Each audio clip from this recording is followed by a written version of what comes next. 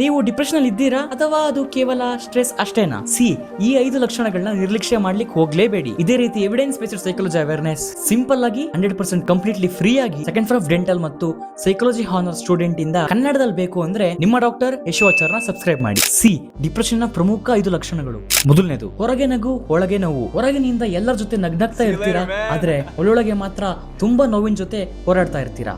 ಅದು ಕೇವಲ ನಿಮಗೆ ಮಾತ್ರ ಅರ್ಥ ಆಗ್ತಾ ಇರುತ್ತೆ. ಎರಡನೇದು, ಒಂಟಿತನವೇ ಇಷ್ಟ ಆಗೋದು. ಯಾರ ಜೊತೆನೂ ಮಾತಾಡ್ಲಿಕ್ಕೆ ಮನಸ್ಸಾಗೋದಿಲ್ಲ, ಒಬ್ಬರೇ ಇರ್ಲಿಕ್ಕೆ ತುಂಬಾ ಇಚ್ಛೆ ಪಡ್ತಾ ಇರ್ತೀರಾ. ಸೈಲೆಂಟ್ ಆಗಿ ಒಬ್ಬರೇ ಇರೋದೇ ಕಂಫರ್ಟ್ ಅನಿಸ್ತಾ ಇರುತ್ತೆ ನಿಮ್ಗೆ. ಮೂರನೇದು, ಕಾರಣವಿಲ್ಲದೆ ದೇಹದಲ್ಲಿ ತೊಂದರೆ. ದೇಹದಲ್ಲಿ ಮೈಕೈ ನೋವು, ಹೊಟ್ಟೆಯ ಸಮಸ್ಯೆ ಅಥವಾ ಜೀರ್ಣಕ್ರಿಯೆಯ ತೊಂದರೆ ಕಾಣಿಸಬಹುದು.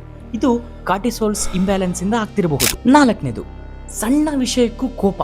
ಚಿಕ್ಕ ಚಿಕ್ಕ ವಿಷಯಕ್ಕೂ ತುಂಬಾ ಕೋಪ ಬರಬಹುದು ಅಥವಾ ನಿಮ್ಮ ಭಾವನೆಗಳನ್ನು ನಿಯಂತ್ರಿಸಲಿಕ್ಕೆ ನಿಮ್ಗೆ ಕಷ್ಟ ಆಗುತ್ತೆ. ಕೊನೆಯಲ್ಲಿ ಐದನೇದು, ರಾತ್ರಿ ನಿದ್ರೆ ಇಲ್ಲ, ಮೊಬೈಲ್ ಮಾತ್ರ. ರಾತ್ರಿ ಬೇಗನೆ ನಿದ್ದೆ ಬರೋದಿಲ್ಲ, ಮೊಬೈಲ್ ಸ್ಕ್ರೋಲ್ ಮಾಡ್ತಾ ಸಮಯ ಹೇಗೆ ಹೋಯ್ತು ಅನ್ನೋದೇ ಗೊತ್ತಾಗೋದಿಲ್ಲ. ಈ ಲಕ್ಷಣಗಳು ಪದೇ ಪದೇ ಕಂಡು ಬಂದರೆ 2 ವಾರಗಳು ಹಾಗೂ ಇನ್ನಷ್ಟು ಕಾಲ ಹೆಚ್ಚು ಮುಂದುವರಿದು ನಿಮ್ಮ ಓದು, ಕೆಲಸ ಅಥವಾ ದಿನನಿತ್ಯದ ಜೀವನದ ಕೆಲಸಗಳಿಗೆ ತೊಂದರೆ ಕೊಡ್ತಿದ್ರೆ ದಯವಿಟ್ಟು ಹತ್ತಿರದಲ್ಲಿ ಇರುವಂತಹ ಒಬ್ಬ ಕ್ವಾಲಿಫೈಡ್ ಮೆಡಿಕಲ್ ಹೆಲ್ತ್ ಪ್ರೊಫೆಷನ್ ನ ಭೇಟಿ ಮಾಡಿ. ಪರ್ಟಿಕ್ಯುಲರ್ ಯಾವ ಡಾಕ್ಟರ್ ಅಂತ ಹೇಳ್ಬೇಕು ಅನ್ನೋದಾಗಿದ್ರೆ ಸೈಕಿಯಾಟ್ರಿಸ್ಟ್, ಮನೋರೋಗ ವೈದ್ಯರು, ಮನೋರೋಗ ತಜ್ಞರು ಅಥವಾ ಕ್ಲಿನಿಕಲ್ ಸೈಕಾಲಜಿಸ್ಟ್ ಅನ್ನ ಭೇಟಿ ಮಾಡಿ. ಅಂಡ್ ಕೊನೆಯಲ್ಲಿ ತುಂಬಾ ಇಂಪಾರ್ಟೆಂಟ್ ಏನಪ್ಪಾ ಅಂತಂದ್ರೆ, ಮುಖ್ಯವಾಗಿ ಸ್ವತಃ ನಿಮಗೆ ಡಿಪ್ರೆಷನ್ ಇದೆ ಅಂತ ಯಾವುದೋ ವಿಡಿಯೋ ನೋಡಿ ಅಥವಾ ಯಾರೋ ಹೇಳಿದ್ದನ್ನು ಕೇಳಿ ನೀವು ಯಾವುದೇ ತೀರ್ಮಾನವನ್ನು ತಗೊಳ್ಳಿಕ್ಕೆ ಹೋಗಬೇಡಿ. ಸರಿಯಾದ ಪರೀಕ್ಷೆಯ ನಂತರ ಮಾತ್ರ ಅದನ್ನು ದೃಢಪಡಿಸಲಾಗಬಹುದು. ಮುಂದಿನ ವಿಡಿಯೋದಲ್ಲಿ ಸ್ಟ್ರೆಸ್ ಟೆಕ್ನಿಕ್ಸ್ ಮತ್ತು ಡಿಪ್ರೆಷನ್ ನ ಹೇಗೆ ತಡೆಗಟ್ಟಬಹುದು, ಅದ್ರ ಜೊತೆ ಹೇಗೆ ಮ್ಯಾನೇಜ್ ಮಾಡಬಹುದು ಅನ್ನೋ ಎವಿಡೆನ್ಸ್ ಬೇಸ್ಡ್ ಟೆಕ್ನಿಕ್ಸ್ ನ ಮುಂದಿನ ವಿಡಿಯೋದಲ್ಲಿ ತರ್ತಾ ಇದ್ದೀನಿ. ಮತ್ತು ಇದೇ ರೀತಿ ಯಾವ ವಿಡಿಯೋಸ್ ಬೇಕು ಅಂತ ನೀವು ಕಮೆಂಟ್ ಸೆಕ್ಷನ್ ಅಲ್ಲಿ ಕಮೆಂಟ್ ಮಾಡಿ. ಸೊ ಈ ವಿಡಿಯೋ ನಿಮಗೆ ಇನ್ಫಾರ್ಮೇಟಿವ್ ಅನಿಸಿ ಉಪಯುಕ್ತ ಅನಿಸಿದ್ರೆ